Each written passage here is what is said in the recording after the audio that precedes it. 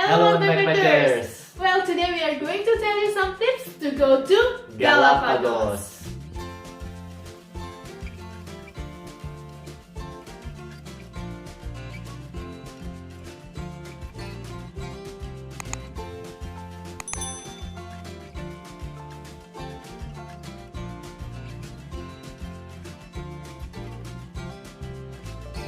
We are so happy that we finally made it to Galapagos, a really beautiful and a super impressive archipelago.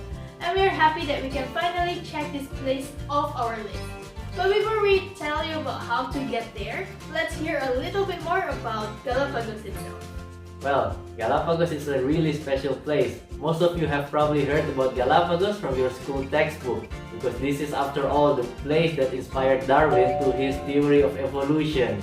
And Galapagos is really isolated because it's located 1,000 kilometers away off the mainland of Ecuador in South America. And actually, this isolation is what makes it very unique because it allows the wildlife in Galapagos to evolve differently to the wildlife in the mainland of South America.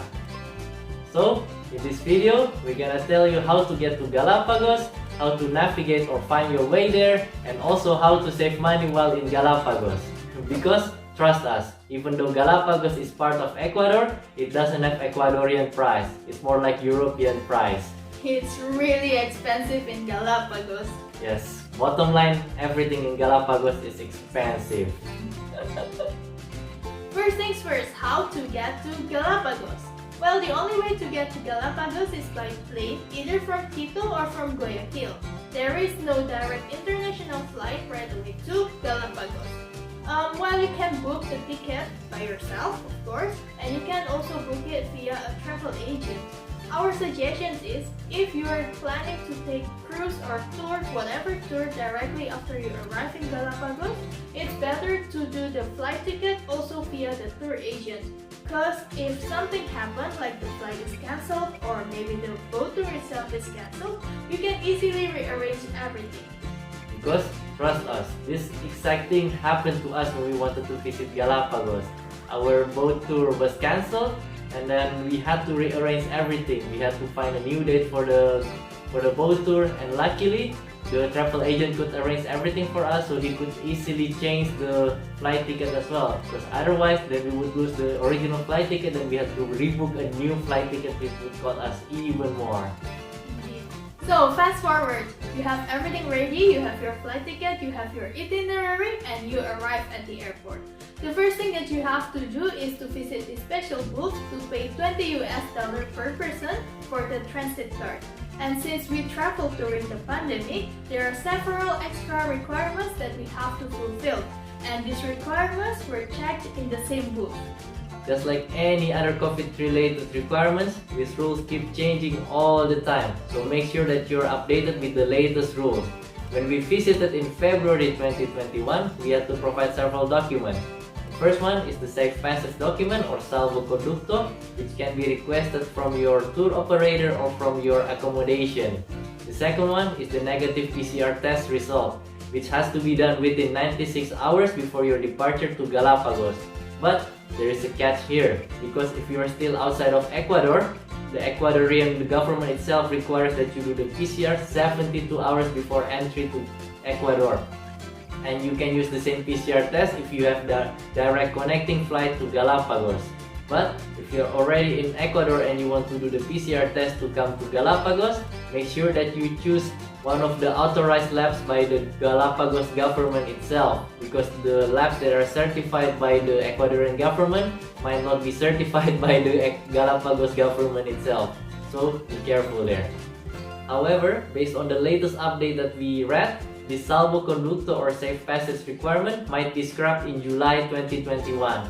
And also, the proof of negative PCR test can also be replaced by either proof of vaccination or proof of recovery from COVID-19. For the latest rules, please check out the links in the description. So after you get your transit card and you get all your documentations checked, you have to go through an extra screening for biosecurity reasons to make sure that you're not bringing any foreign objects that can disturb the fragile ecosystem of Galapagos. After you pass the screening for biosecurity, you can proceed as normal. And when you arrive in Galapagos, you have to pay $100 per person for the national park ticket. And there you also have to declare that you don't bring any foreign objects that might contaminate this fragile environment. Second topic, how to get around and explore Galapagos. Well, in Galapagos itself, there are several inhabited islands with small towns and villages, like in San Cristobal, in Santa Cruz, in Isabela Island, and you can explore these towns and villages and also the surrounding area by using public transport, by bicycle or on foot. And you can really see beautiful places. You can see some of the wildlife of Galapagos. But to really see the true Galapagos and its wildlife and all its glory, you have to take the boat tour, either on a day trip or on a multi-day cruise trips. On a day trip with a boat, you can usually visit the nearby islands or the different part of the same island.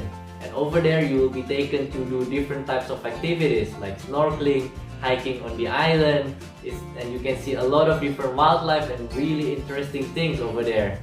And with the multi-day cruise trips, you can be taken to faraway islands or to the more remote corner of Galapagos to really see even more of Galapagos. And every island in Galapagos will have its own characteristics and they will have different wildlife that you can enjoy. And to have this tour, you can either book it in advance or you can book it on the spot.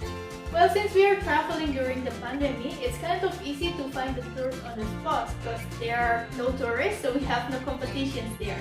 But if you are traveling during the normal time, it is advised to book everything in advance because all these tours have a limited capacity. And yeah, if you're going to do snorkeling, make sure that you get the gear because sometimes it's included in the price, sometimes you have to rent it extra. So just make sure with the travel agent. Also, don't expect that this tour is going to be cheap because these tour providers, they have to pay a lot of money for the certification and also for the licenses in order to provide the most sustainable tours for you and also to make sure that they don't damage the natural surroundings in Galapagos. The third topic, how to save money in Galapagos. Well, we've been telling you all this time that Galapagos is expensive, but that makes sense, right? Because everything has to be imported from the mainland.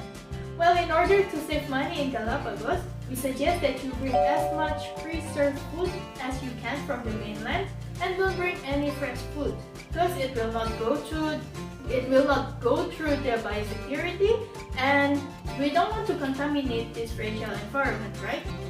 Also, if you're in Galapagos, make sure that you find small food stalls or even street food because that will definitely be cheaper than the big restaurant. And another thing that you can do is to find an accommodation that has a kitchen so you can cook your own food. And you can also buy some extra supplies from the supermarket over there. Well, the prices of things in the supermarket over there are not as cheap as in the supermarket in the mainland, but nonetheless, it's still gonna be way cheaper than eating out. And also, try to find hostels that can give you bike for free or rent it for you for a cheaper price. Because it's really handy to have a bike to go through this island and it's also nice to explore this island with a bike. And last option is that you can go camping because that will probably be cheaper than staying in a hotel or hostel. But always make sure that you camp in a designated camping site because it's strictly prohibited to camp just in the wild like that because it can disturb the wildlife in the surrounding area. To be honest, we didn't do camping so we didn't really explore this option, but that can always be an option for you. So those were the tips and tricks that we could share to you about Galapagos. Hopefully you can find them useful and that you can visit Galapagos sometime in the future because this place is truly magical and it's a destination of a lifetime. And by the way, if you have comments, if you have feedbacks, if you have more questions, or even if you want to share your own experience, please leave it in the comment box because that will be useful as well for another viewers. Of course, we will share the beauty of Galapagos in other videos. So make sure that you keep following our channel, you keep following our journey, and see you in the next video. Don't forget to subscribe!